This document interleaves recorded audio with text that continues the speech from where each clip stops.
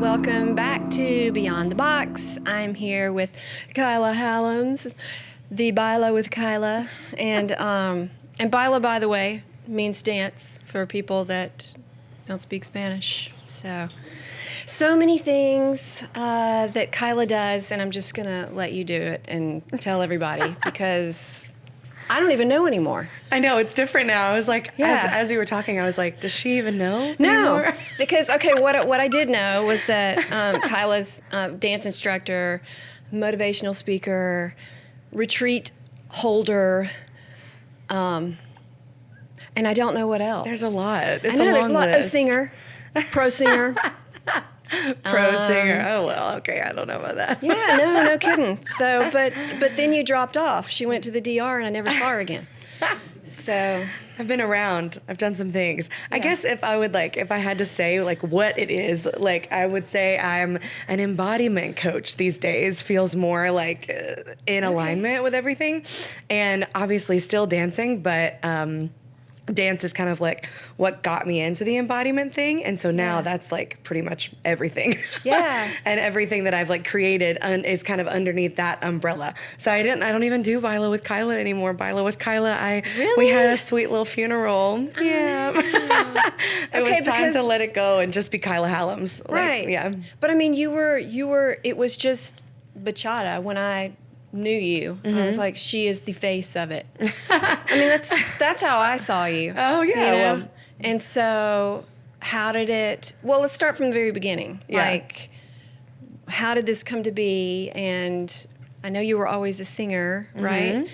So did it start there? And is your family musical and all that kind of stuff? And they are. They are. Yeah. Yeah. I mean, if we take it all the way back. Yeah, I grew up in Lebanon. So 30, 40 minutes out of Nashville. Oh, yeah. Yeah, Hickory Ridge Road. I grew up on 109. But yeah, I mean, I started singing with my dad when I was 5. My dad was having band rehearsals whenever I was when my mom was pregnant with me, and they would say that I would kick to the drum while I was in her belly, and so I was singing with my dad on stages by the time I was 5, and then as time went on, I ended up doing barbershop quartets. So I sang in a cappella barbershop choirs and quartets, and I did that for many, many, many years, and through that, you have brothers and sisters? Yes, too? It's complicated, but yes, I have a half sister, and then I have both of my parents had previous marriages, and there were other I have brothers and sisters through that, but I'm really only close with 2 of my siblings, so it's have a brother and a sister that I'm close with, and the rest are living their lives. Okay, yeah, because I see your brother sometimes online. Yes. Okay. Yeah, he lives in Spain right now. So yeah, but my sister lives in Lebanon. So yes, I do have siblings, but. Yeah, So you were always singing. I was always singing. I did choirs in school, and then I directed little small choirs and things like that. Did you do theater as well? And I did theater whenever I was in middle school. And now I'm a theater lover. I really see 50-year-old Kyla, and Kyla in her 50s is on Broadway doing something. At some point in my life, there will be a Broadway stint. I don't know. It will probably come out of nowhere. Yes. But yeah, so. Did that for a long time, and then in 2013 I had open heart surgery, so that was whenever everything kind of boom, broke open and things started to shift. Okay, so tell me about that, because I always knew that you had that, but I didn't know the details until I started reading about it last night. Yeah. But even then, I was studying up. I was studying up, but then I was I kind of don't want to read about it. So yeah, there's a lot. Well, there's so much, but I'll do the cliff notes, hit the high notes. But it was 2013. I was super short of breath one weekend, and I collapsed in a parking lot, and I woke up after 10 minutes of being out, and I had my phone in my back pocket, called my parents, they came and got me, went to the ER, and turns out I had a 15.5-inch blood clot that was saddled over my lungs. So I went in one lung, around my heart, and into the other lung. So I know. So a pulmonary embolism? Saddle pulmonary embolism, yeah. Okay, so did you have symptoms before? Is this Okay. So I didn't really have symptoms. All I had was some swelling in my left leg, and I had gone to the doctor, and of course they were just like, "Oh no, you just need to lose some weight." Like, they didn't really check into it because I've always, lived in a bigger body, and they were just like, "Oh yeah, you just need to lose some weight, whatever." Turns out it was a blood clot, and so by the time that I had collapsed, that clot that originated in my ankle had gone all the way up through to my groin. 15 and a half inches of it broke off and went into the lungs, and that's what made me collapse. Yeah. So by the time we got to the hospital, that 15 and a half inch it had broken off, and we don't know how long it was in the lungs, but I felt sick for 3 days. So I would say it was probably 2 or 3 days that so you were it just was in there. having trouble breathing? I just couldn't breathe. Yeah. I was walking from here to the door, I would struggle. Be exhausted. And I'm I was I've always been in a bigger body, but very athletic. And so that was very not normal for me. Yeah. And so, this may be dumb on my part. I didn't know that they could get. I didn't even think about the Well, yeah, size of when a blood clot. I never even thought about that before. Well, Well, this usually is when you very travel, out of the norm.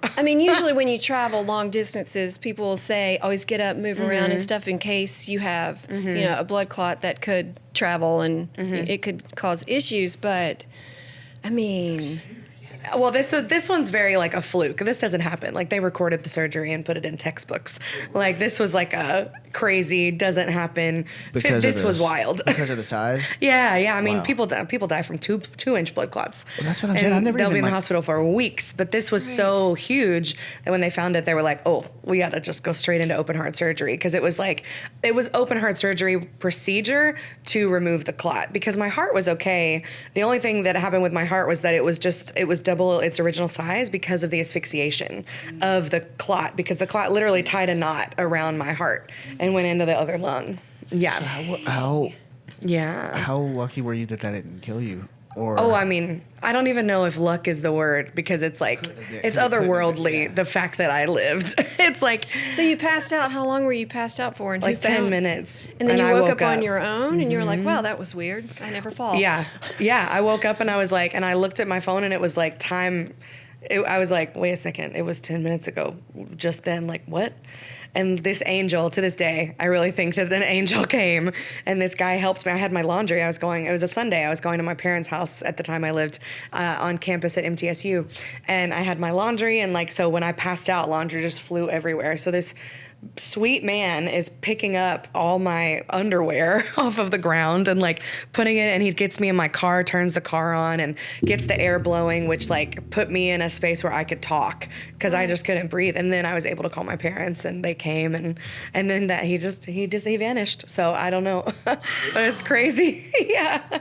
So yeah, it was definitely it wasn't my time. I wasn't supposed to go yet, but Did you know when you woke up? Did you feel this is strange, or did you wake up and go, I'm still having a hard time breathing? Something's definitely. Oh yeah, I knew something was wrong. I was not okay. I knew that I was I would panic. I knew I was on death's door, and I didn't know what was happening or why. But yeah, and so that's why when we got to the hospital, my mom and my dad and my sister were all there, and I could see them kind of through the crack of the curtain or whatever. And I was just kind of at this point I was more regulated. I could breathe. They gave me some medicine. I was it's okay. My brain, I was there, Yeah. So I'm just watching them, and then I just see them all go, and they all start crying, and I was like,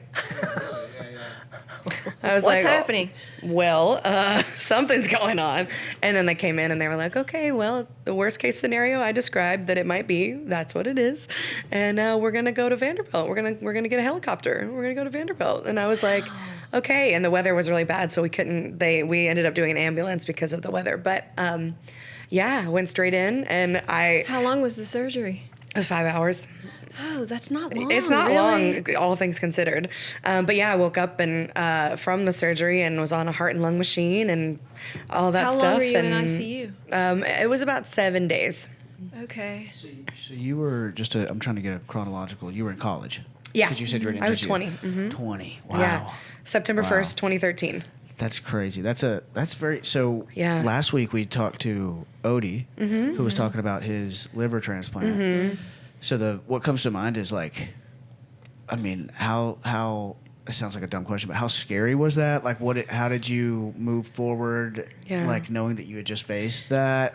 Yeah, the mortality of it. He was talking too about how he had to relearn things, which I found different because I was thinking, why do you have to relearn? I was thinking with the brain, yeah, for sure. So did that happen to you? Those are like two completely different things. Yeah. I think like my situation is like totally opposite end of the spectrum. Like in my mind, they're not even like they're close. not. They're not. Not they're even not. close. But I mean, did you have physical therapy afterwards? I guess from. Well, the thing about mine heart was what made it different is like it was open heart surgery procedure to remove the thing. So once the thing was removed, the symptoms vanished. Okay. So it was procedure to, well, no, it wasn't good. I had to recover from the surgery, and I still had a clot from my ankle to my groin. So there was like a good like week and a half where I just couldn't walk. I had to be in a wheelchair. To this day, I don't know why. It was like something was happening where I could not walk. Like, I don't know. I just had no feeling in my legs for a while. That was terrifying because we didn't know how long that was going to last. And then one day I woke up and they were back, and I was like, okay, welcome. Okay. How big was the clot that was in your leg? What did they do about it? Ankle to groin. It was all the way. It was all one clot. Did they do I anything? had to do, oh gosh, what was it called? You're getting bombarded with questions. I don't remember. Like, I haven't thought about this in so long. It's okay. I mean, I know people are always curious, and I don't talk about it that often, not for any reason other than like, it just doesn't come I just don't know the details. Yeah, but I was on, I want to say it was... No, that's it. Doesn't. I don't know what it was called, but there are these like high-powered blood thinner shots that you can take. Like, and so every night I would have to do a shot in my stomach from these super high-powered blood thinners. I had to go get my the coagulation of my blood tested like every other day. I was in the hospital like almost every day for some reason, mostly because of like to manage it all. So it wasn't necessarily physical therapy because my heart was okay. It literally deflated once they took the clot out. Everything was fine. But to remove the clot, I was on the blood thinners, the shots for, oh gosh, I don't know, it was probably a couple of weeks. But then once I was like cleared to be able to sleep in a bed, because I was sleeping in a recliner with lots of pillows to like keep my arms here, because I mean, they had literally sawed through sternum nerve, everything, and cracked it open. Sorry, I know it's gross. We're gonna have to put a warning. Wow. But anyway, so I was mostly recovering from that. But then the first day where they were like, okay, you can sleep in a bed. So I moved back home when I was recovering with my parents, of course. Obviously. And so mom, like we put all these pillows up and like, okay, I'm good. Oh, I get to sleep in a bed. And I woke up and it had split open. So like, that's why it looks different. Like if you look at the top, it has like almost like a teardrop. And then at the bottom, it like opens up a little bit as well. That's because it split open while you were sleeping. Mm-hmm, I woke up and there's like, it was a time. Mm-hmm. Yeah, so that happened, and that's like why? Why did it? Well, it's because I guess I moved some way and it just like stretched it and ripped it, because it's like there weren't staples, they use glue now, so it was this glue that held it together, and it just why it all didn't they came stitch out. it? Are you I kidding don't me? know. I don't have the answers. They just glue. Yeah. So which apparently works, and I guess I was moving around in my sleep or something. It does for a small, area, I don't know. Good God. Yeah. So, of course, we went straight to the hospital, because it was like, that was the scariest thing, because like, I mean, you can get staph. So, I mean, this is a very, very deep wound. So like, I could have gotten staph like that. And so I had to go to wound care every day for like 6 months. I was at the hospital every single day, and they would clean it and rebandage it. And like, we were just really. And you were still doing the blood thinner as well. Yeah, so I was on blood thinners for a couple years. Yeah. So you had to be careful not to cut yourself or anything as well. Yeah, and I was on blood thinners for a couple years, and and turns out, that's because they did all this testing, because they're like, okay, that was like a crazy clot. Like maybe there's a disorder called factor 5. Like she could have factor 5, like blah, blah. And they did all this testing and everything came back normal. Everything was perfect. And it turns out that I was diagnosed with polycystic ovarian syndrome whenever I was 14. So from 14 to 20, I was on birth control. Because at the time, I feel like now there's a lot more education around it, but at the time it was like, oh yeah, polycystic ovarian syndrome, here, just take birth control. There was what is that? Polycystic ovarian syndrome. It's a hormonal syndrome where you have cysts on your ovaries. Right. It affects your hormones. For mine, I have insulin resistance. So it's like the insulin that comes into your body whenever we eat food, it normally would go to your energy cells. And the insulin resistance, it's like takes the key away from those energy cells, and the insulin goes straight to your fat cells. So it's a lot easier for people with insulin resistant and polycystic ovarian syndrome to gain weight at a more rapid rate. So that's why I've always lived in a bigger body. Does it have anything to do with fertility? Like, yeah, it can affect your. I never had any issues with that, but I know that, like, by and large, yes, it definitely affects that. Yeah. My mom and sisters both have intercystitis. It's very similar. It sounds like almost exactly. It's like under the same umbrella. Yeah, where they with the cyst on the ovarian on the ovary, and then also they both have. I'm blanking on it now. But it's the same type of thing. No, it's oh my gosh. Endometriosis? Yes, endometriosis. Yeah. They both have endometriosis. Yeah. And like my sister was talking about possibly having to freeze her eggs at like 18. Because of the fertility factor. Yeah, luckily my issues were never with the fertility. It was always just the insulin resistance piece of it. But so anyway, I was on birth control at a very young age, every single day for 6 years. One of the biggest side effects of birth control is blood clots. So the blood clot was from the birth control that I was on, which obviously that sucks, but it was a blessing that, like, these things happened because of outside forces, like, not because of, like, something in my own body. So like by the time the clot was removed, I was on the blood thinners. The clot in the leg had reduced enough to where it was just a little bit, and so now it's just like scar tissue that's there. It's not an actual active clot. And then after that the recovery started, and it was just like I didn't have to like, it wasn't like a long-term condition that I had to, like, keep up with. It was like that happened, we got rid of everything, I got off the birth control, we took out the clot, and now it's just like, okay, now we rebuild it all. But what about, are you nervous ever that will happen again? Like, did they say... It was completely out of, it wasn't I know it was out of the blue, but I guess I'm just thinking about, for me, if that had happened, I would be hyper vigilant, that I would be afraid that I'd get another clot, I guess. I think a part of it has been about, like, releasing the fear. Like, that's been a big thing that came through for me, was like, because you can't live in that. Yeah. And it, like, I think I swung the pendulum for many years. Like, it put me in this place of, like, fuck it, I'm gonna die tomorrow. Like, let's go, let's live, which was, like, honestly, like, a beautiful place to be for some years, of just like, I don't know what's gonna happen, so I'm gonna go do this, and I'm gonna figure this out, and that's probably why, like, when I found dance, because I started dancing only, like, less than 2 years after it happened. It was, like, pretty quickly that I started dancing, and I would have never gone to a dance class before, but I was so terrified and scared. What class did you go to? The first one was at the time it was called Dance World, and it was with Pam and Terry. This was like 11 years ago. It was in Pam, 2015. but I don't know who Terry is. Yeah, she lives in Knoxville now. But anyway, and I sat outside and I was mortified and terrified, and then I got in there and I was like, what type of dance was it? It was salsa, and I was just like, oh my god, this is incredible. So I was that crazy girl that I went to everything.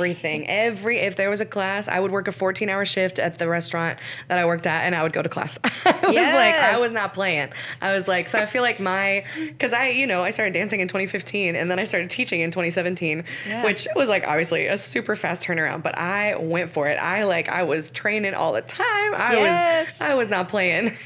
And I mean, whenever I first started teaching, it was like, I didn't think that it was going to turn into this whole thing. I was just like, somebody was like, we need someone to teach bachata, and I was like, what's that? And then I was like, okay, I can do that. Sure. Like, I can switch that. Yeah, I was like, I direct after school kids choirs. I know how to lead a room. I know how to manage energy. I'll figure it out. So you were still singing as well. You were teaching. I was directing, like, after school choir programs, and I was working at the restaurant.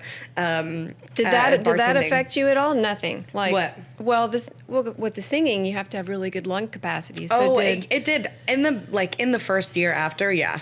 Okay. Yeah, it was. Yeah, it definitely. Yeah, I mean, so everything was, like, contracted. Is that why you started teaching? Because before you were performing, right? I mean, it wasn't really the why. It was just like, it just kind of happened. It just like the door opened and I was like, okay, sure. And at the time when the surgery happened, I was studying business and music at MTSU, and I was gonna, my dad really wanted me to work with him as a real estate agent, and he was a broker and had his whole firm and everything. And so that was the plan. But like, it wasn't what I wanted. It was just like, I think that this will be the path of least resistance, Yeah. So I did that. I got my real estate license and I did a deal. Yeah. Girl. But oh my God, I was terrible. No, I would think actually you've got a really good personality to be a real estate agent. Oh, I hated it. I was miserable. It was worse. It's a very social job. For sure. So and I had to sit down with my dad and be like, Daddy, I hate this. I don't want to do it. I don't know what I'm going to do. I would rather bartend for the rest of my life than ever have to do another real estate deal. Yeah. I was so stressed out. I got in a huge wreck, trying to be on the phone and do a contract thing. And I was just like, it was not for me. More power to you. I send love and light to those that are in that business because it's not for me. Yeah, So earlier, whenever I was asking about the mortality thing, it sounds like your response to it was, fuck it, I'm just going to do 100%. Do everything. Okay. I was like, it put me in a space for kind of a long time where I wasn't, whatever opportunities came in, anything that came through the door, I was like, yes. I said yes to everything. And I also, I didn't have this ability to think in a longevity space. I wouldn't make choices that were for Kyla in 3 years. And at the time, I didn't really know that's what was happening, but that was kind of an effect of it, of this I don't know how long I'm going to be here. So let's just do all of this. Let's eat the cake. Let's do this. Anything that was let's a 6-month program to get you here. I was like, no, I want the thing that's right now. And I didn't know that until years later. I kind of got the insight of I struggled to make choices for longevity, and everything was a little bit more instant gratification type things, or just screw it, let's do it. And I'm grateful for it because it just piled on so much experience, and which has kind of led me to today and the things that I'm doing now. So it's it happened for a reason, but yeah. It's interesting. It's one of those things when you sometimes you almost miss the time when you knew less, or when you weren't really thinking about it as much, just because you just went and did. Oh yeah, fearless. And you can't be that way all the time. Right. But you do want to sometimes, and in general, you can maybe pluck a little bit of that energy and just always keep it with you. But no, for sure. But it is. So with the dancing, you were doing bachata, and then I'm trying to think. God, when did I meet you? I met you on a team. Yeah, right? A long time ago. Mm-hmm. A long time ago. It was almost 10 years ago, girl. And time flies. And I remember thinking, God, she is really good. and then I was thinking, and she does a lot of stuff on social media. Because remember at Plaza, we did this, I don't know what it was. It was a little, you know what I'm talking about? Yes. It was this little thing that you would see on TikTok, but I don't even think TikTok was a thing then. Oh, yes, I made you guys do a video.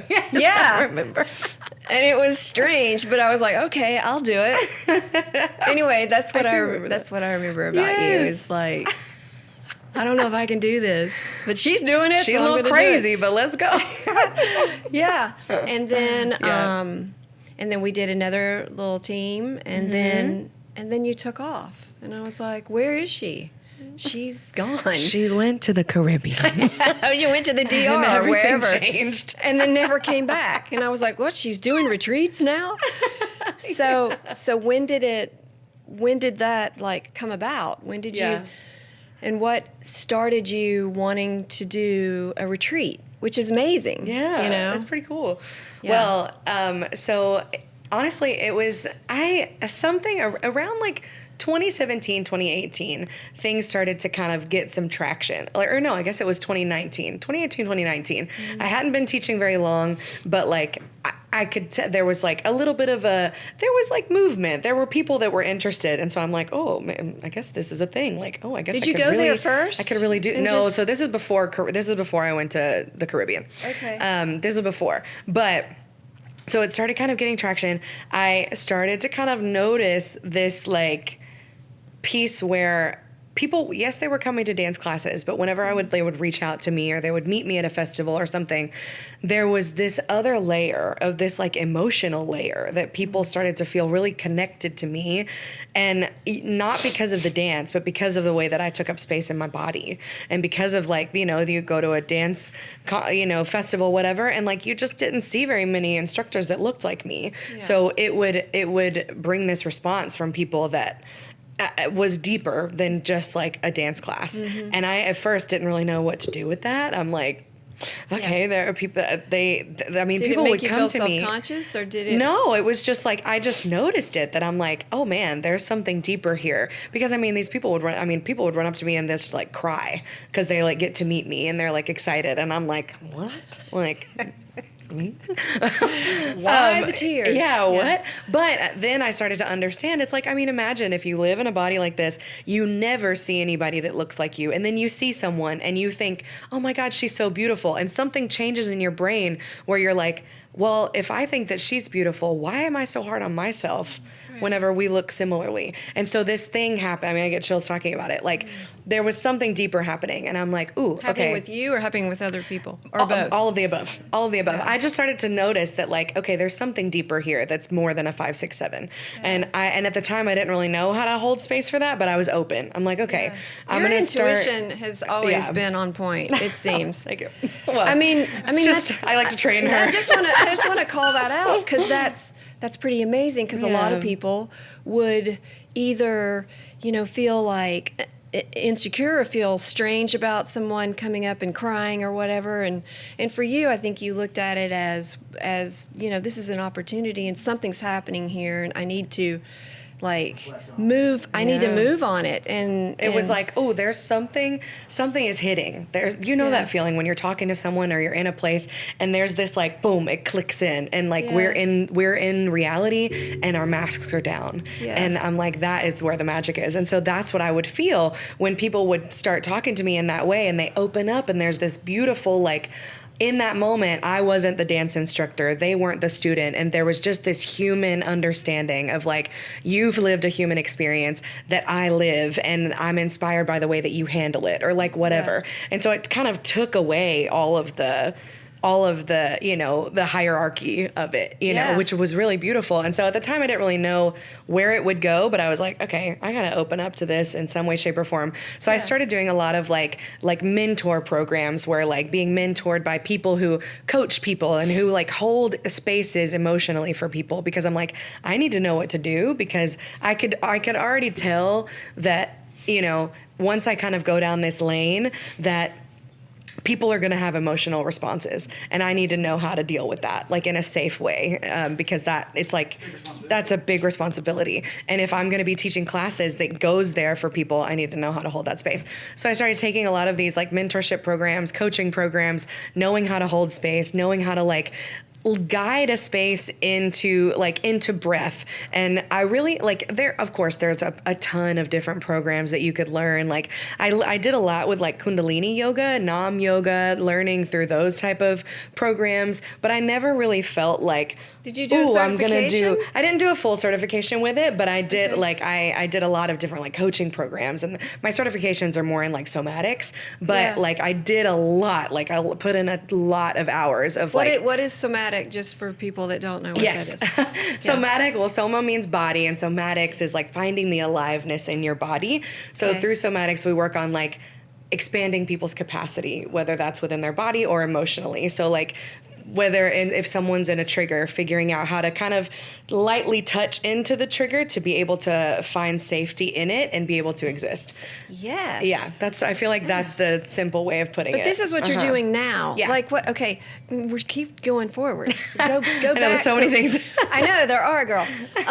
So I still want to know, like, when you started to go, okay, I want to start doing these retreats, like. Yeah. And then I never saw you again. So, like, give me like that. So I feel like I don't know what was happening to Kyla. So I did all those coaching programs. I did all those, like I did a lot of studying, and then the pandemic happened. So right before pandemic, I had just dropped my first dance team. I was doing Byla with Kyla team. Well, we were dancing on it. We were, but this was my first like Byla with Kyla team was in 2020. Dropped it in 2020. We did it. We started in January. It was a 6-month team. Okay. Starting a 6-month team in January of 2020. That's important. Yes. Yes. So March happens, and obviously the world falls apart. Right. And I'm like, oh my God, what do I do? I mean, it was my first big thing. I had 35 people on a team. That's huge. And I'm like, oh my God, this is incredible. Yeah, you were doing that a while. I went on to do like many, but the pandemic happens, and this is all going back to the retreat. I promise it's connected. Okay. So the pandemic happens, and I'm like, well, shit. Like, what do I do? Like, okay, I have all these people. They've already paid, or they're paying monthly. I just lost my job because at the time I was working at the restaurant.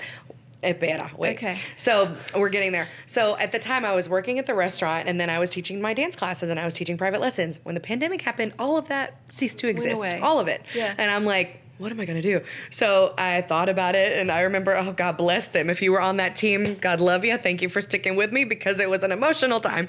I get on, we'd have like a Zoom meeting, and I'm like, I don't know what to do. I want to keep going, but I'm scared. And they were all like, well, we're here. And so then I was like, well, I guess I'll figure out how to run a dance team online. Yeah. So, but I'm so grateful for it, because it made me get so creative on like how to hold a space, and that space is not dictated by whatever room that we're in or that we're all together, and that we can create community and space together even if we're not in the same room. Okay, so I have to ask a question. Yeah. Okay, because this just came to me. Kyla, by the way, is really good with like patterns. Like when we put formations and stuff together for a team, like she can just look at it and go, okay, you go here and here and here. Let's turn it around here.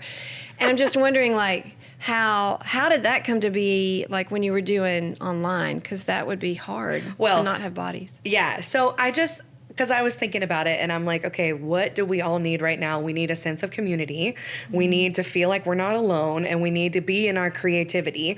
And so I was like, okay, I'm just gonna create. It was a choreography, but in our like online little like our online rooms, I would come up with stuff. I would be like, okay, how can I make them engage as if it were a formation or something? Yeah. And so we would do this one exercise. I came up with this exercise. I found this song, and I would make them all come up to the screen, and we would play patty cake, and then like this side of the screen would do this, and this side of the screen would do this, and like we just like I created these like formations on cool. Zoom, but it wasn't about the performance. It was about how they were experiencing it, and I think that's what made it so special. Yeah. Because it wasn't about, we weren't doing it to go then perform it and do a thing. It was for them to do something, to feel better, to have something to do in the moment. And I think that's what made it so special. So they stuck with me. And then you still put it online. I did, right? Yeah. So if you stalk my YouTube, there's I figured out I like taught myself how to edit videos together on Adobe Reader. Yeah. I spent like $300 on this program that I really didn't need. I could have done it on something else, but I like figured out, and I would cut everybody's video out, and then I made formations, but with their videos. Oh, so it's like everybody's all together, and then it'll pan to this one section, and then maybe there's only 3 of them, and I put the videos in a triangle, and there would be like a ripple with the videos. Oh my God, that's cool. Or something. I mean, horribly done, but I did it. Well, yeah. But it was, and so I did that, and it went so well. Obviously, it wasn't the plan, but the team was supposed to be in person. But it went so well. We did it. We finished it out at the end, and we did the filming, and we put it all together, and everybody was like, "That was so amazing!" Like, oh my gosh! Like, and it was cool. The choreography was cool. They had a good time, but it wasn't about that. Like, they needed to feel connected. And so I think, so from there, I went on to do 4 more online teams in the pandemic, and I would just put them out on social media and be like, I'm going to do a bachata team, 6 weeks. We meet on Wednesdays at noon on Zoom, and then you'll film a video, and I charged like $20 or something. I didn't charge much at all. But that first team, we had like 30 people, and they stuck with it, and I edited all the videos together. I did a salsa one. I did another bachata one. And so this all gets to the retreats because I think doing that, like... Why was I not in the salsa one? You did a salsa one? I did do a salsa one, yeah. Oh I mean, not everybody knew it was happening. It was such a niche thing. Like, and I was still struggling to like promote, like, because it's hard. I've always struggled with promotion, but like, yeah. So anyway, you have not always struggled with promotion. Yes, I have. I'll call you out. You have. This girl is like social media queen. I have always struggled with promotion. Well, there's a lot more to that story. Okay. Well, anyway. But thank you. I appreciate that. Yeah. So, okay, to answer your question, 8 years later. So I do all those teams. Through the teams, people, like, I started, and I think this really affects my lens of, like, how I facilitate now. Like, I'm a big believer in, like, connecting people as human beings and not, like, just sourcing them into whatever they're learning, like, connecting us as, like, humans. And I think that came from leading those teams online because all I had was the connection piece, and that's what like set them apart from other dance things because people would come and they would feel better and like and we all were feeling like shit at that time. Like it was everybody was in uncertainty, but we would come in this room together and we would find safety together through art. Something you could control. Exactly, which at its core is somatic, but we'll get to that in a second. But so through all this, somebody asked, they were like, well, have you ever thought of like, you know, doing a space that's not a dance space? Like, you know, you do all this body stuff. People feel all this, you know, body positivity is what they were calling it at the time. And I was like, well, and I had done all these coaching and mentors programs. I knew how to hold space and hold circle. And I was like, well, I guess I could try it. So in 2020, I did I called it Body Love. And I made a little flyer and it was like Body Love to 1.5 hour, you know, Zoom online class. And I had no idea what I was doing. I just made it up. I like wrote out, I'm like, okay, what helps me? This, and this. Okay, I can create this into a thing and I'll do it. I had 40 people show up and they paid $8 and I was like, I'm rich. That's amazing. I was like, I'm rich. I mean, at the time it wasn't making anything. So I was like, well, this is amazing. Well, you were just trying it out. Of course. I mean, which I think created a special something because it was like, it was low stakes. It was like, I mean, I'm not saying I'm some expert in this. I'm like, here, $8 for this thing. Let's just like see. This is my life experience. I'm sharing it. Let's see. Right. And the response was insane. Like people had like, it was really beautiful. Like, and it was so simple. Like I didn't do anything crazy. We did some breath stuff, but I don't even like to call it breath work because it was just a space for people to start to like notice their breath. So it was a lot more spacious. You said this was still online? This was on Zoom, yeah. Okay. So it was a very spacious thing. There was a little bit of journaling, there was some movement, and like I would just do a lot of like simple, like, okay, we're just gonna put our hands on our belly and we're gonna say hi for maybe the first time ever. And then naturally half the room is like, like, you know. And through that, I mean, I did multiple. Sponsored by Kleenex. Yeah, literally, I should be. It says on my resume, makes people cry. Sorry, it's a part of it.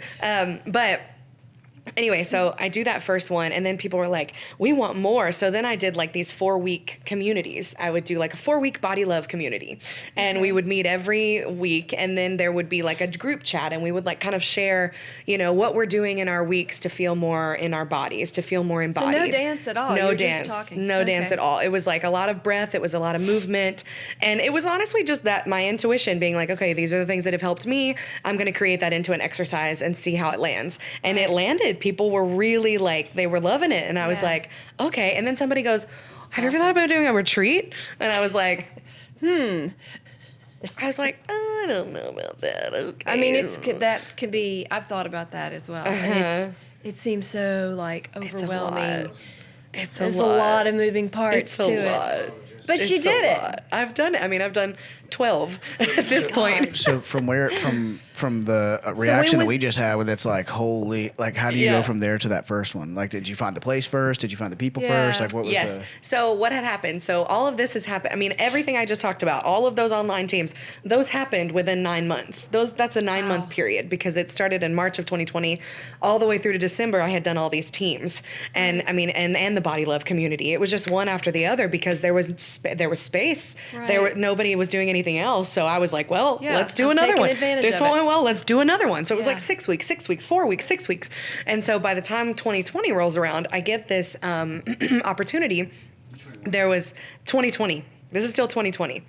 Yeah. So this is December of 2020. Mm-hmm. There's this collective called Meta Movements in Boston, and they're this beautiful company that they work with artists in other countries and help them to learn skills that will help them grow beyond their country and continue to honor the culture, but also make it even bigger and learn skills that you don't learn in other places. And they do so much more than that. But they invited me on this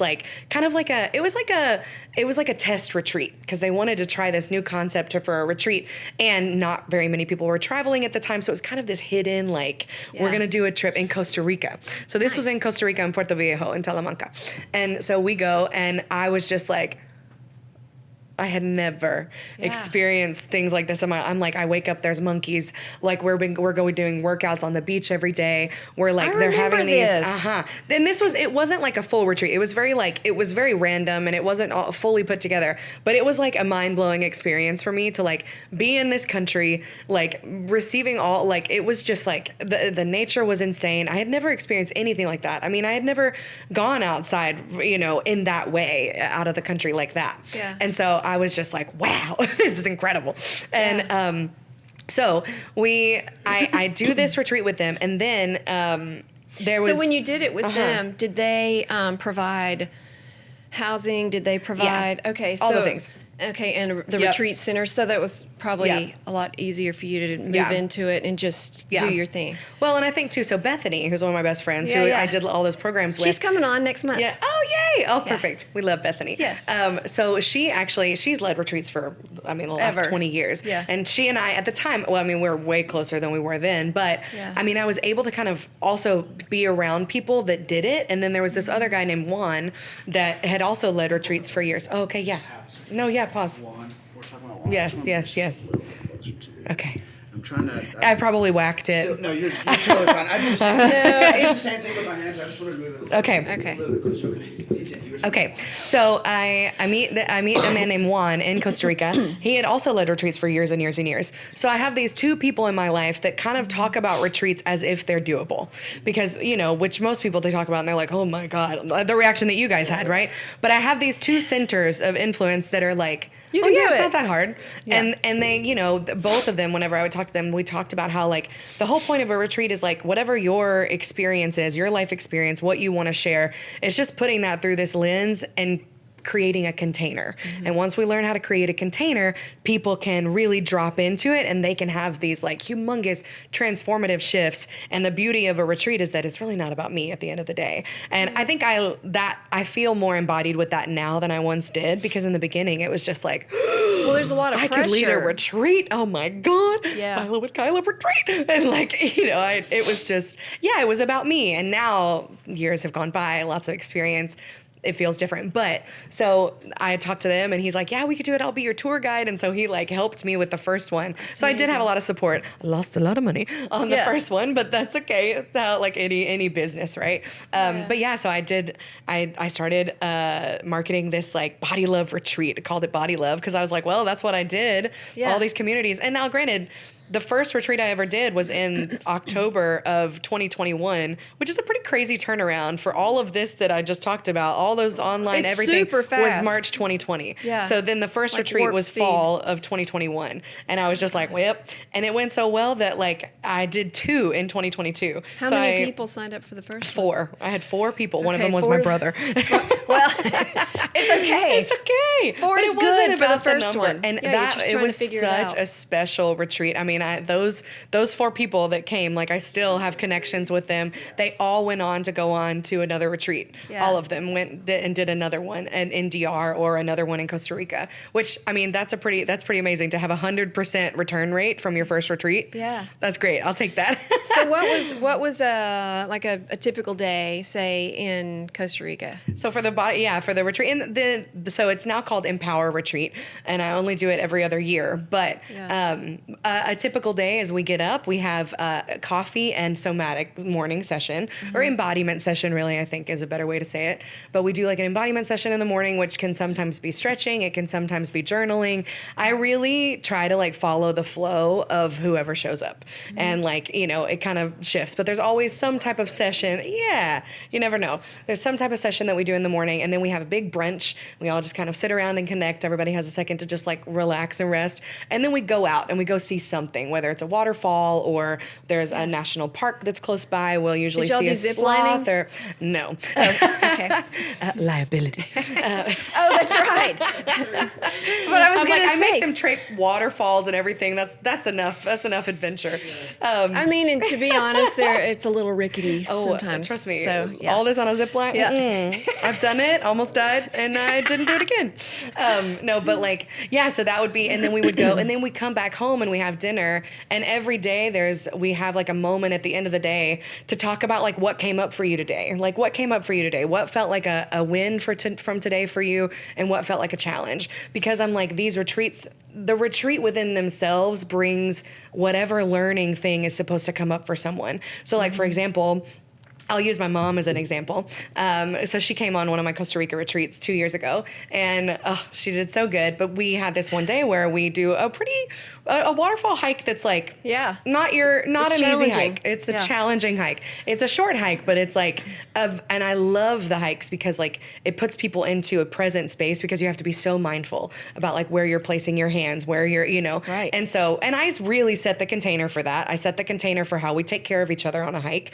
You're always looking behind the person. Like we travel as a container, as a group. Yeah. And it always works. And this one day, my mom was really nervous about the waterfall, and she has had a huge fear of heights. Like I remember her being super scared of heights, and I knew this waterfall in particular. There's this one passage where like there's about this much rock that you're standing on, and you're holding onto roots, and oh god, whoop, that's it. Was there a slide? That's it. No, it's just a drop off. It's a drop off down to it's a probably a good 200-foot drop, roughly. Yeah, and so I knew she was nervous about that.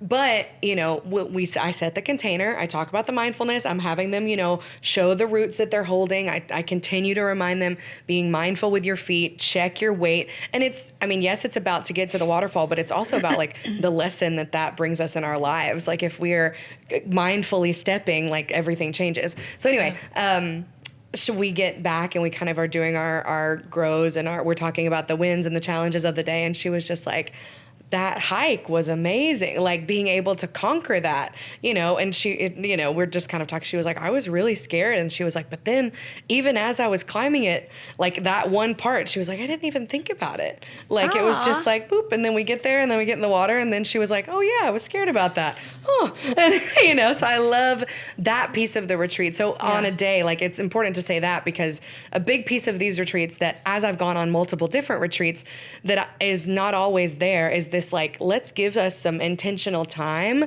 to reflect on like what came up for you today. In these retreats, you're having all these, you're flying through them. You're having these experiences that you never have. And if we don't give ourselves a second to integrate and reflect on what happened, then we're not going to reap the benefits. Right. So my mom being able to be like, I was really scared about this thing.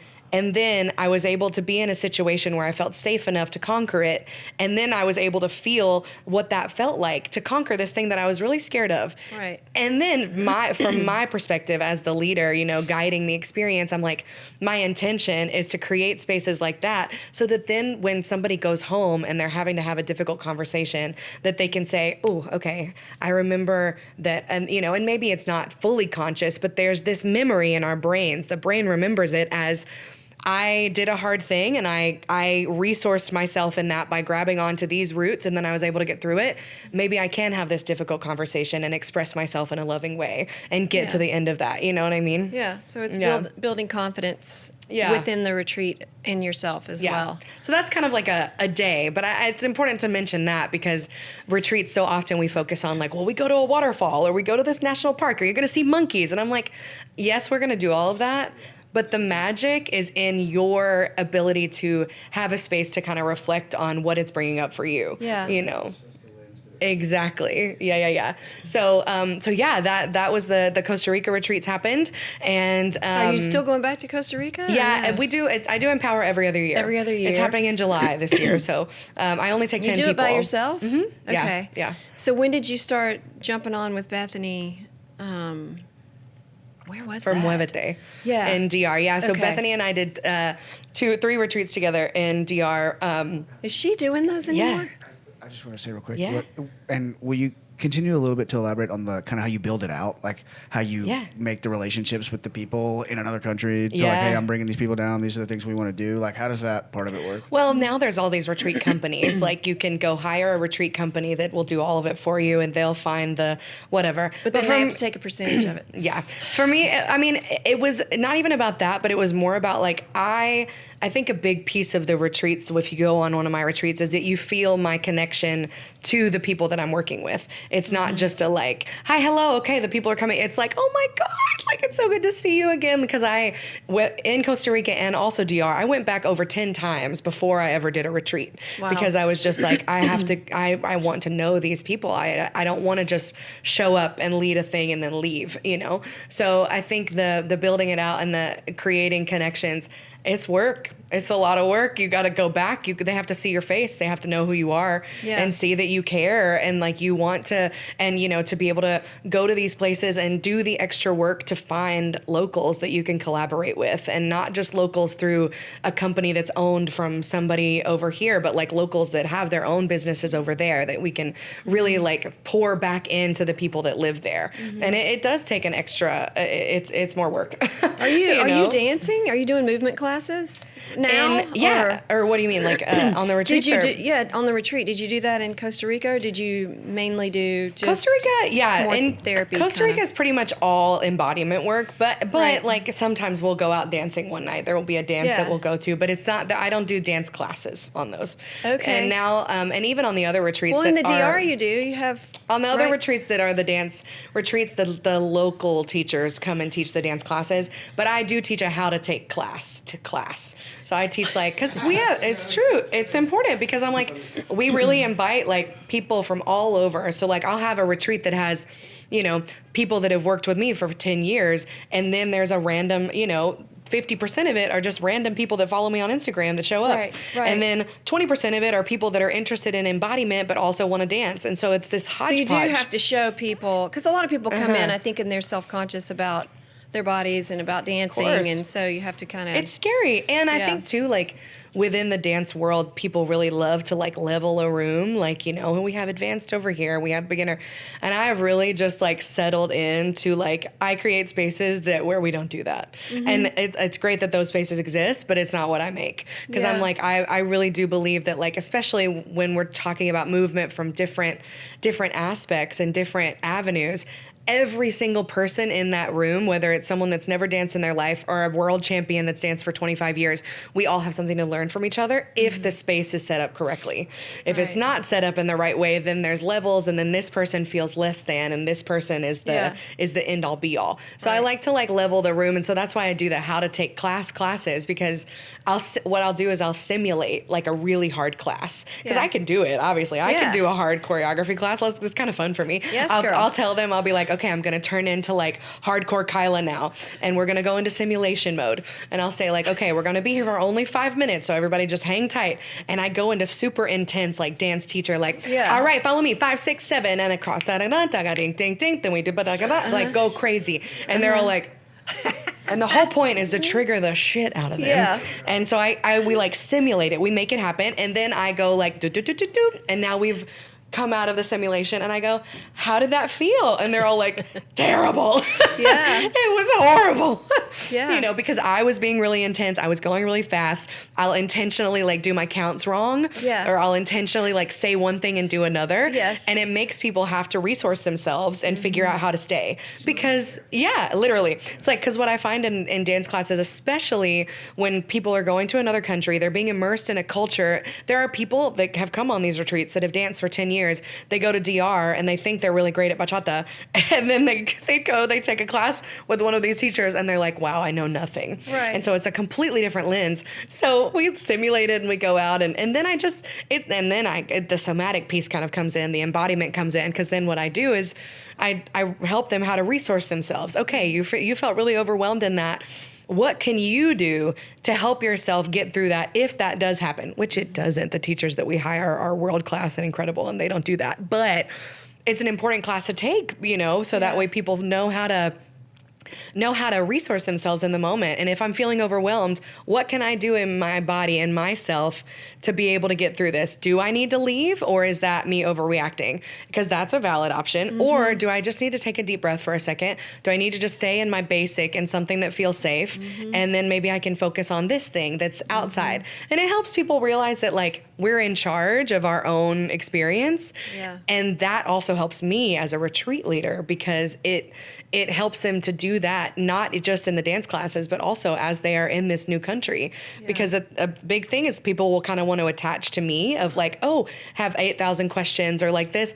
9 times out of 10, they don't need to ask the questions. They just are not feeling safe. Right. And so it's like helping people figure out how to resource themselves. What do I need? What can I do to get that? And 9 times out of 10, it's not asking me something. Yeah. You know what I mean? So it's all in my mind. It all is connected. So what do you prefer now? Do you prefer just to go on I feel like it's more therapy route versus movement?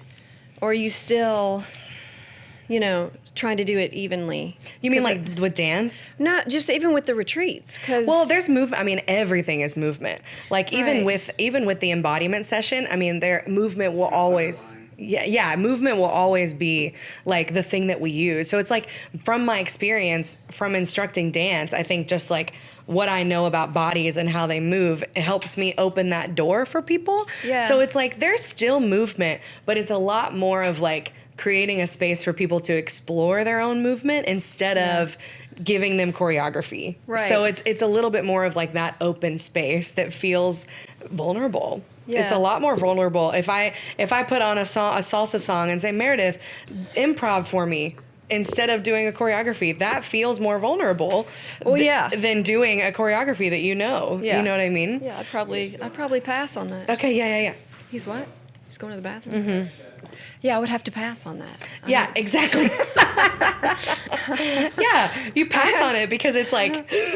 Because improvisation is like extremely vulnerable. Yeah. And I think like in my classes or anything that I'm doing now, I'm like improvisation is like one of my main goals to help people with, because that's what I do on a dance floor and that's what people like, I think. So what are you, okay, so are you still, you're doing the retreats, but you're not doing as many as you were? Kind of. So for now. And now what are you doing? Yeah. So for now, the retreats are, we have Muévete and we have Tu Pasito that happen in DR. Muévete is the one that has... Is that the one with Bethany in it? No, so Bethany is now, they're all just me now. Okay. So, I've had my partners and then we kind of have released everything and now everything is just under Kyla. Okay. So Muévete and Tu Pasito both still happen. Muévete is... that one is like a hybrid. So that one has the embodiment sessions in the morning. Muévete means move, like to move yourself. I know that. I just, for you people. Yes. Yeah. Muévete. And like Tu Pasito means like your little step. Okay. So I love the names. I made up both of them in the shower. Nice. Just comes to me. But Muévete, that one's the hybrid, where in the mornings we do our embodiment sessions, and then in the afternoons we have classes with the local instructors, go out dancing every night, we go to the waterfalls, but it's the hybrid. Tu Pasito is like all dance, all party, dance, catamaran, dance classes, crazy. Yeah. And then Empower is the one that's like all embodiment and like nature and no dance. And that one's in DR too? That one's in Costa Rica. Oh, the Costa Rica one. Okay, for now. Sorry, you said that like 3 times. I'm like noodling on the idea of moving that one to DR, just to a more secluded place. Yeah. Just to have them all in the one place. And Costa Rica's... Costa Rica's growing and it's super expensive these days. So. Well, so is the DR. It makes a difference. Yeah. No, yeah, for sure. Yeah. But so now the way that it all and like... you're back here now. So now the way that it all connects. Okay. Because everything has kind of like shifted. And...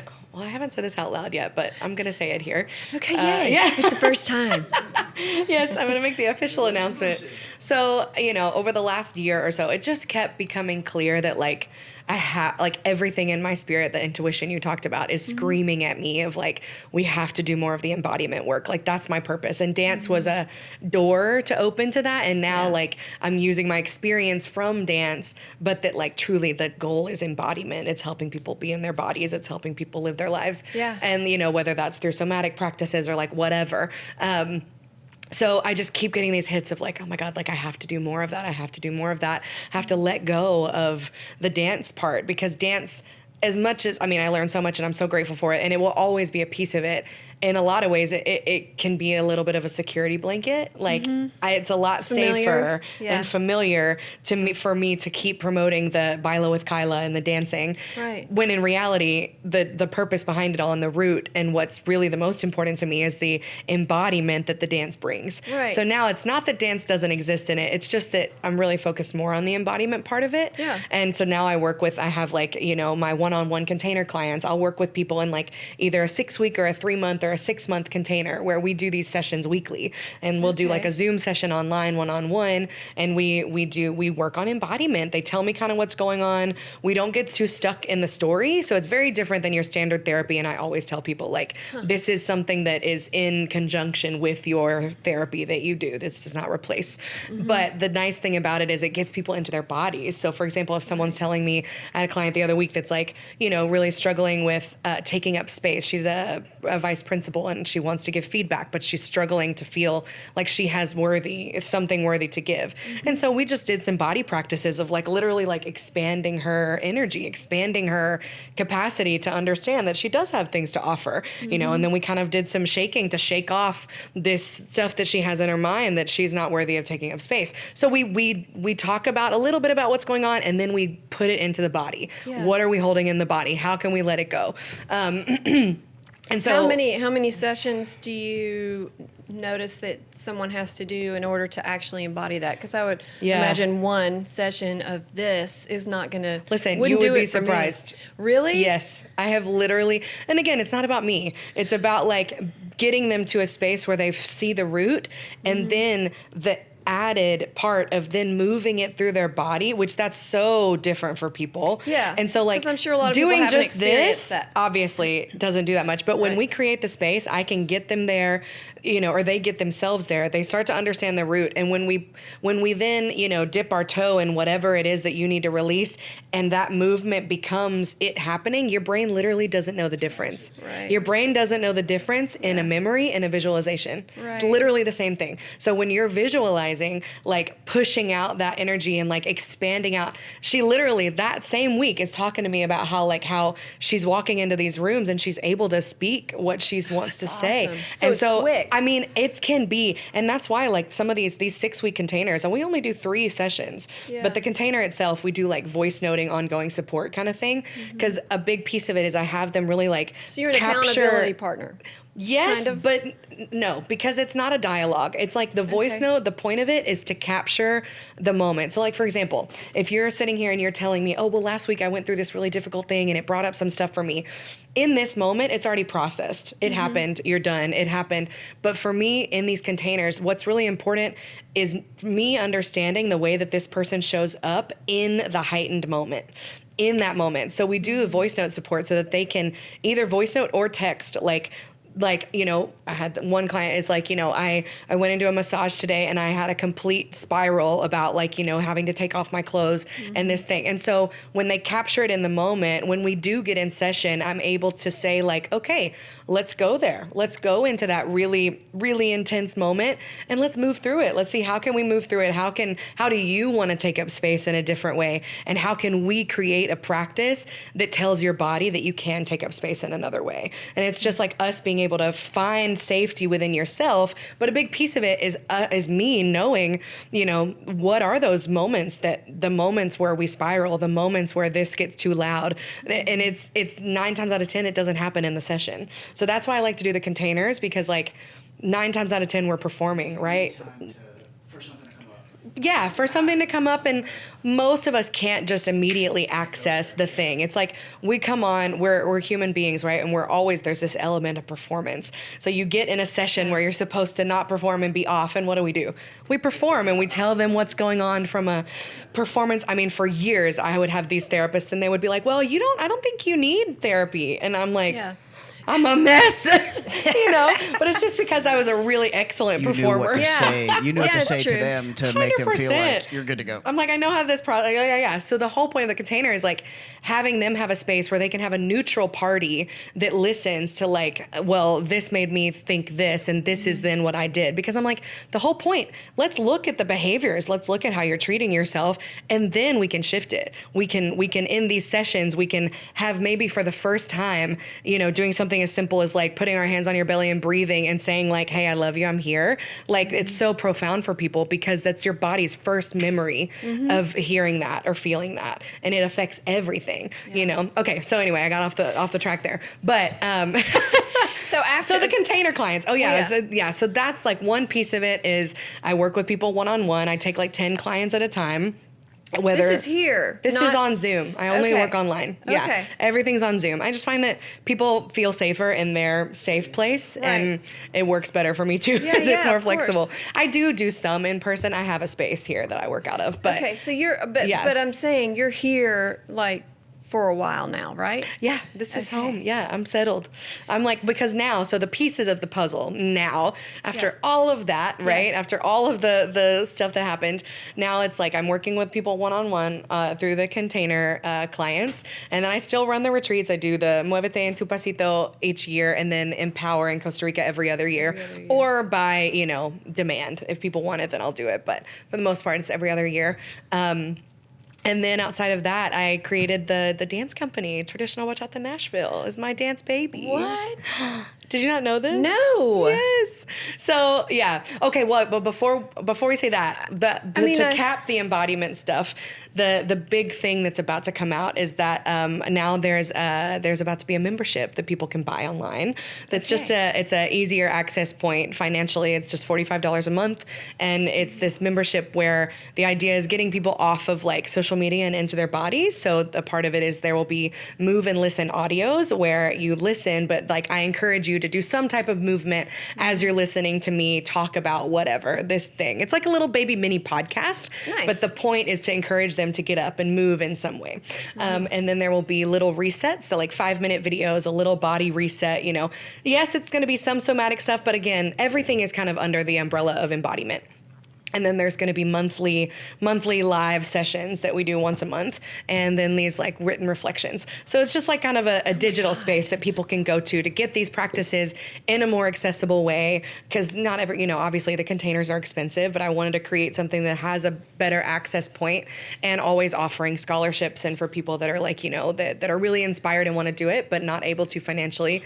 And so that'll be there. And then the website is about to change to kylahallums.com. And you have turned into such a business mind here. I'm like blown away right now. And super impressed. Thanks. It's awesome. It's crazy. It is. It's been like a wild, wild ride. And truly like this podcast is like the first time that I'm like talking about it all. I mean, this is the first podcast I've done in like 8 months.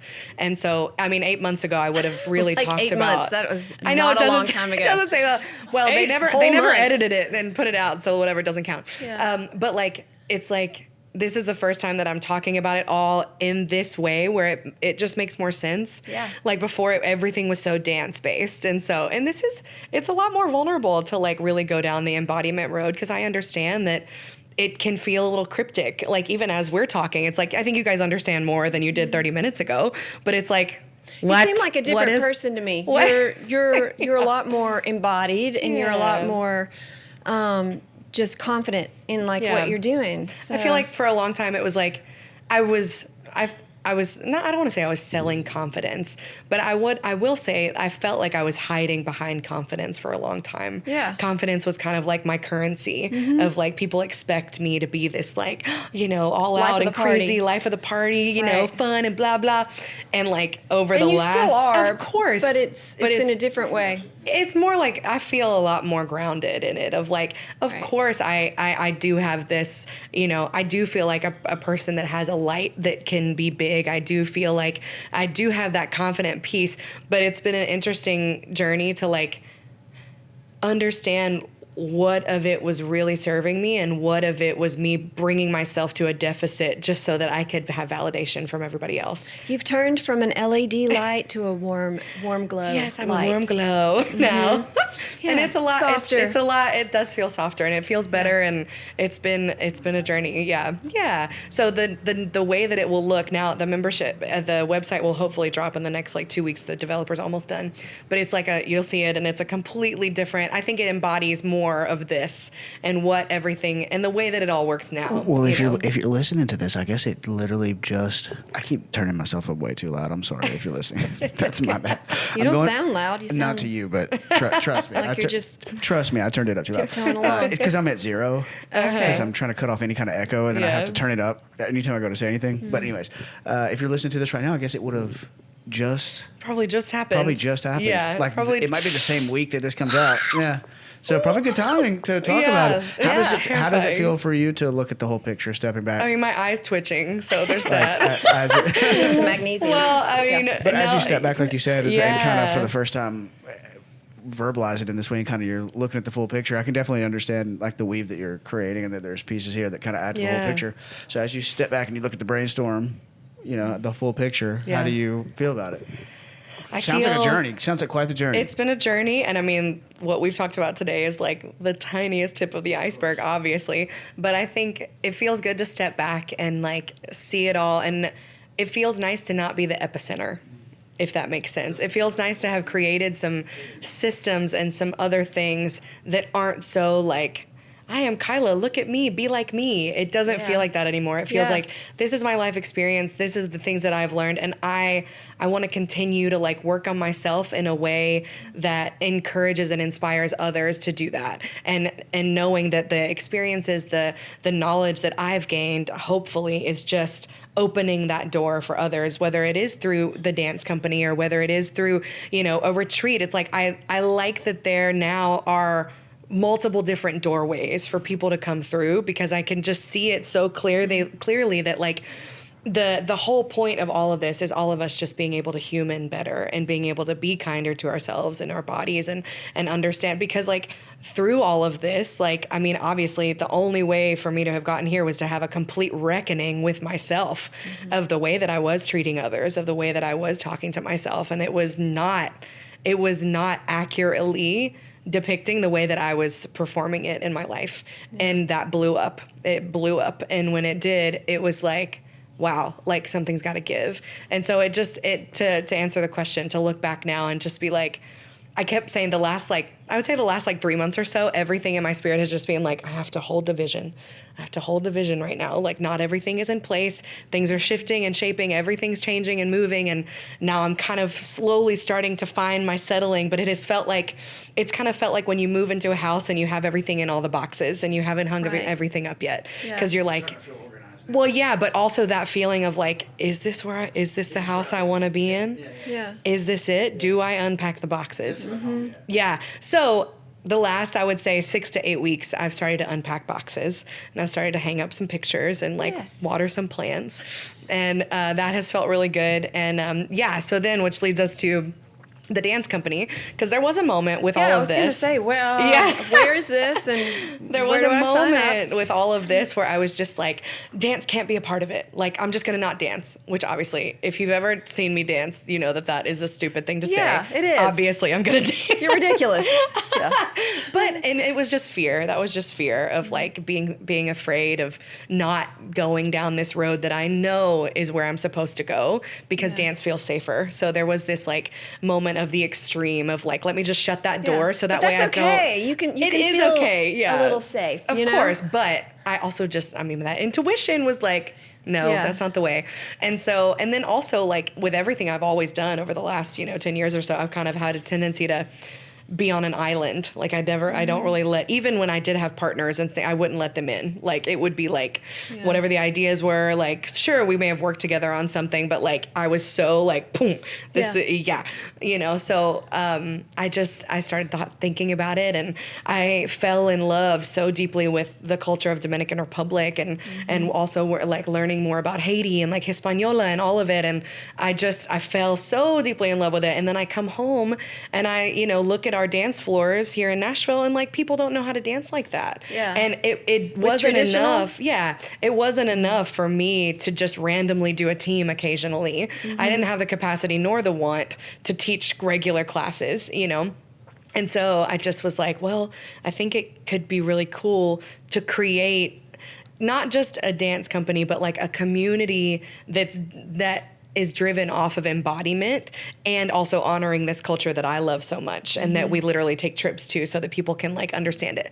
And that I'm constantly learning more about every day too. But so the idea for Traditional Bachata Nashville, which originally, nobody knows this, but originally was going to be Tierra Dance Company or Tierra Dance Academy. Tierra means land. Okay. So like grounded, earthed, whatever. Yes. So that was kind of my original idea. And then the more that I thought about it, I was just like, it's Traditional Bachata Nashville. Yeah. Like, and so I started kind of like looking for people that I thought would be in alignment, because I'm like, teaching someone how to teach, I can do all day. Teaching someone how to have a good energy and how to make people feel safe to be silly, that I can't teach. So the people that I picked, I think, are the perfect choices, and they've been incredible. But and traditional is more footwork, fast footwork, right? No. What? No. Before you answer that, just on top of that, I may have missed this. Dominican Republic is where bachata is from? Correct. Okay. Yes. And I know we've talked about bachata many times, but so Dominican Republic is where it originates. Okay, gotcha. Dominican Republic is where bachata is from, and then also merengue. And so merengue is the dance where you're just stepping, step, step, step, step, step. Right. So merengue came first, and I'm just like, I want to create something where it's all encompassing. So it's not just a footwork class, because there's so much more. Okay. So the way that we do our series, or the way that I created it to be, is our classes are 2.5 hour blocks. So you're either there for the whole thing or you're not. There's it's not an Where hour. Are you it's teaching? It's at Global? Global West. Okay. Yeah. And we do a series on Mondays, and they're just 6-week series. And we focus on animations, which is a big part of the culture over there. They'll just throw on a song, and somebody goes in front and does like a little choreography and gets everybody moving, which for me, number one, it's just fun, but I also see the psychology behind it and the embodiment behind it, because it levels the room. Right. Because not everybody knows it. And so somebody's up in front and they're doing this thing, and everyone's like, then what happens when we start with that, it's insane. If you ever were to come to a class, which you're always welcome, is that what will happen is we circle up and we do one word. So I have everybody say one word of like where they're at. You know, somebody's like, you know, hopeful, excited, joy, sad today. You know, so we just kind of like, everybody gets a chance to be a part of it. Show their emotion. Show their emotion for that day. And also like it just levels the room, so that like even as someone is teaching, everything I'm doing is trying to take out the hierarchy of it. So like having everybody just even say one word changes that energy in a room. So we start with that, and then we do the animations. It's silly. We're yelling, doing all this stuff. We do a few animations, and the way that it shifts the room is insane. So whenever I came up with the curriculum, I was like, I think the animations have to be a part of it every single week. Because at first I was like, oh, we'll just do 1 week that's animation. I'm like, nope, it's every week. So the first 30 minutes, and it's a warm up. I mean, and we sweat in these classes. It's no joke. So then after that, we'll go into body movement, understanding how to have grounded movement, because bolero is also one of the foundations of bachata, which is also from Dominican Republic. And of course, all these also have some Cuban influences, and I'm not an expert by any means, but I know enough, to understand. And so like, there's this idea that bachata is fast, and it's really not. I mean, a lot of these old, super traditional bachata songs some classes I have slow, taken that are very fast. Yeah, of course. Like, I don't know. Of course you will. Who is the guy? Eddie. Oh, okay, yeah, sure. And there's different types of styles of classes. So you probably took a choreography class. I did, and whenever you did a footwork, and it was the idea. It was probably at a festival. Yes. Yeah. Okay. Yeah. So this is what happens. You're at the festival, and like there's this element of at the end of the class, there's going to be the demo. And we have to do something really cool. Right. And so we have to create this fun, whatever. And I get it. I understand it, which is why, what we're doing here is something completely different. You go to the festival, you take those hard classes, and then when you're lucky, you have a place to come home to where you get to focus on the foundations. Right. So TBN, Traditional Bachata Nashville, the idea is that we really focus on the foundation. So we start every single series with learning about merengue. All of it, we also talk about musical phrasing. From my musician background, a part of the curriculum is helping people understand the difference between whole notes and half notes and quarter notes and eighth notes. Oh, wow. Because whenever you understand that in your body and your ear, you're able to be more improvisational because you have more options. Right. So that's a big piece of our foundation. We talk a lot about grounded movement. Most of our classes, we invite them to go barefoot so they can really feel the ground beneath them. And we go really slow. Yes, you would be ready. Yeah. Yeah, it's really, it's like, for example, we just started in January and we're about to start our third series. Wow. And we have yet to do a single syncopation, if that tells you anything. Wow. Okay. So, it's not about that. Like we've been helping people really be able to find that flow and be able to create a dance with someone. You have to learn the basics before you can move on to anything else. And I find that most people that are in that lane of, I've been dancing for a really long time, or I want to do the flashy moves, it's like, I understand it. And there's just so much juice that we're missing by not being able to be really creative within the simple stuff, within the slow. So we focus a lot on creativity, embodiment, and improvisational ability. Yeah. So every single class, there's a lot of time, because that's why they're 2.5-hour blocks. So there'll be a teaching block where I'm teaching maybe a new concept, but then there's at least 20 minutes of embodying that concept. So that way, and we don't do demos. Yeah. So ever. So whenever they leave that class, they've left with whatever they're going to learn. And of course, we have reference videos. They can go back and learn. Is this a series that you do? Yeah. Or? So I created a 5-part full year curriculum. So I was like, I think these are the things that are, when it comes to traditional bachata through my lens and what I've learned from all my teachers, these are the things that I think are important. So I just plugged it into a 5-year curriculum, or a 5-part curriculum that happens throughout a year. So the TBN structure is we have 3 series from January to June, and then we take a summer break and we do a summer dance team. And then we do 2 more series in the fall, and then we do our Christmas party. So that was kind of my Do you have to thought. sign up for can you come in late, I guess? Yeah. Or so they're designed the where there's so much review and all of it, because also at the end of the day, even people that do know in Nashville, everybody's learning all this stuff for the first time. Nobody was dancing like this really here in Nashville, maybe a few, but it's also new. So we do big reviews, and so for example, this upcoming series, the way that it's created, they're learning 2 more rhythmical concepts, 2 new footworks, and another partner work handhold. So it's there's not that much that they're learning content wise. I don't like to bombard, but there we do a lot of review and a lot of in practice. Okay. So you can drop in whenever you want. That's the idea of it. But it does kind of build as it goes. But in the beginning of every year, we offer a full year package with private lessons, and so people can buy the full year. Or they could just drop into a series. But that's kind of I created it to be accessible in that way. And it'll say, everything on the website talks about how this is a social dance, and our intention is to create a space that has accessibility at the root. Mm-hmm. So we don't gender our classes. We'll have a class that has, full of switches, and everybody's switch dancing the whole time. We do our exercises in a very different way that helps people to, I really believe, from all my years facilitating so many things, that getting people into their silly centers allows them to learn more. Yeah. So you come to our classes, you're going to laugh a lot, we giggle a lot, we get people into this fun space, and then they learn more. It's crazy how it works.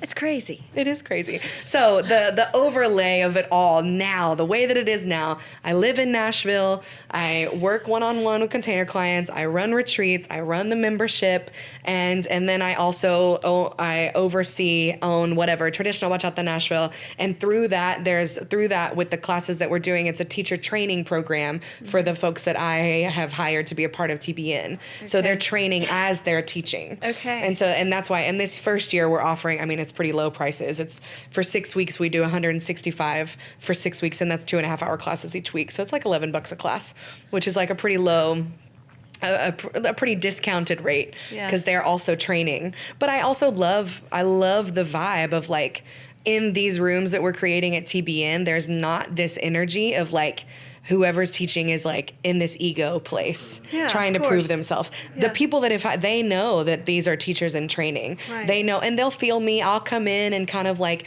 I'll teach a thing and it's very clear. Like, obviously I have a lot of experience. I've taught for many years and you can kind of feel that, but like, there's just, it levels the room in a really beautiful way. And I think we're creating something really different and really cool. Whenever we're not doing our series, I was like, I want to create something that is just different and is not in the mode of like dance. So when we're not doing a series, we do community connectors. Yes. And it's just this like donation based, this past week we did one and we had somebody that wanted to offer like a belly dance class. So we did a belly dance class and we called it Belly Dance and Bevies. And then the next one we're going to do is going to be karaoke and coloring. So we'll do a coloring night and karaoke and just a place where like, I just feel like in the dance world, one of the things that kind of made me want to push away a little bit is we can sometimes lose our like humanness. Yeah. And I wanted to create spaces that feel so deeply human. And like, yes, we can learn new things and we can, you know, get better, but we also don't have to like push anybody else down while we're at it. And I've done that, you know, I've experienced that. And so that's why I wanted to create these different spaces, and it's crazy, but that's kind of it. This is business, Kyla. I'm sitting over here going, oh my God. You've never met her. What the hell? Who is this person? It's amazing. It's pretty crazy. I mean, like, what do you do? I feel like we need to, are we about ready to, I do want to ask, like, because girl, you're like going 24/7. Yeah. So what's one thing that you do for your downtime? I'm going to do some like lightning round questions, okay, but I'm curious about that. Yeah. Like my downtime, I go to a waterfall. I love waterfalls. I thought you were going to say take a bath or something. Yeah, hiking, but specifically next to like water. Really chill. Specifically next to water. I do a lot of laying. I love to lay. You catch me. I have a blow up flamingo in my backyard. Catch me lounging on him. Catch me. Sometimes, honestly, no. I think for me, I do a lot. Yeah. And I really love having zero information coming in. I have a lot of like, I've been recently obsessed with Ray's new album, and I can't stop listening. So if you haven't listened, This Music Contains Hope is life-changing. You should listen to it. Ray, yeah. She's a genius. But anyway. Okay. So, yeah, I would say I do a lot of laying, and hiking next to water would be a big one. That's probably that's my biggest thing that I do. Nature. Yeah.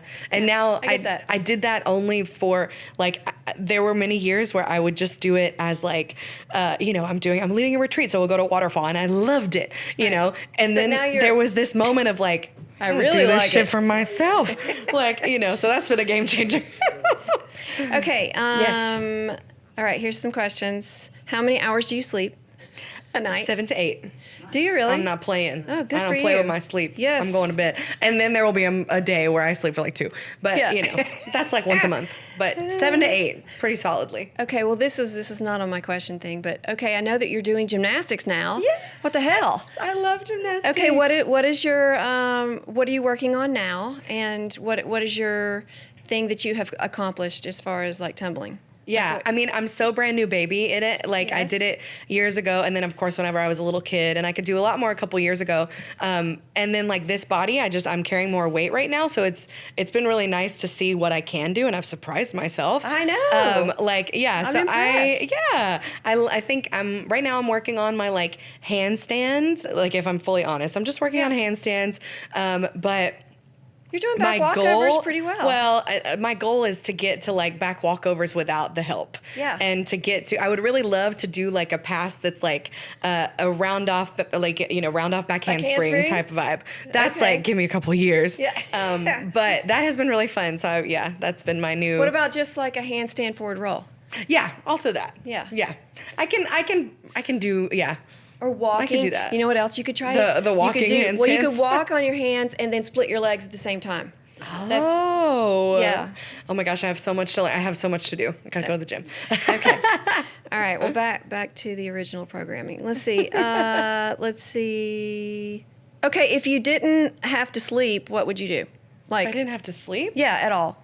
That is an interesting question. Yeah. If I didn't have to sleep at all, I would probably I mean, what came to my brain was swimming. You'd I'm be a in a water waterfall. baby. I would be in water.